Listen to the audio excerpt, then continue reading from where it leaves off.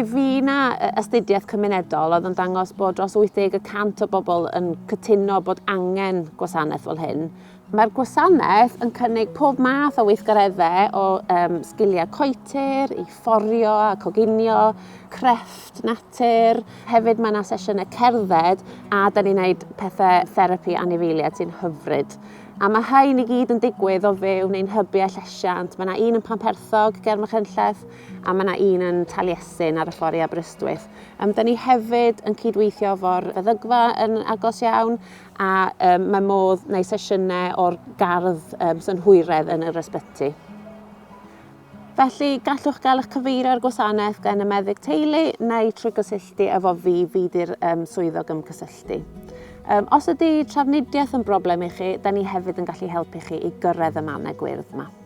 We just wanted to be involved. It is something that we found to be really important for our patients in the past and hopefully now in the future. We feel really lucky actually that that's something that we can signpost people to who are going through difficult times or need to be more socially connected.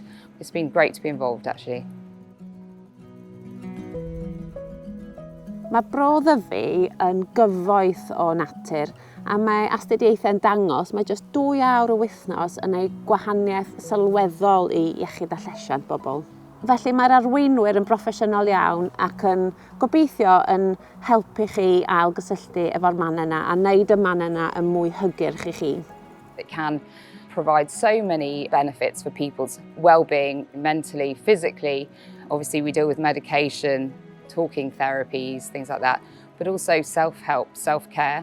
So this is part of that. It's getting out of the house, getting out to do something. And I think if you've got something scheduled, somebody's more likely to go if they feel that they can, even if it's just once a week.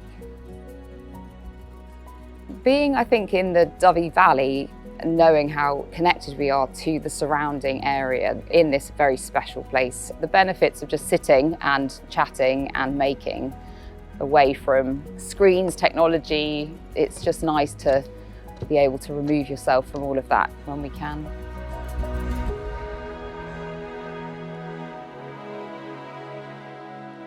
Mae'r natur yma i ni gyd fwynhau a weithiau mae bobl angen help llaw i ail gysylltu a dyna da ni'n obeithio sydd yn mynd i ddigwydd efo'r gwasanaeth.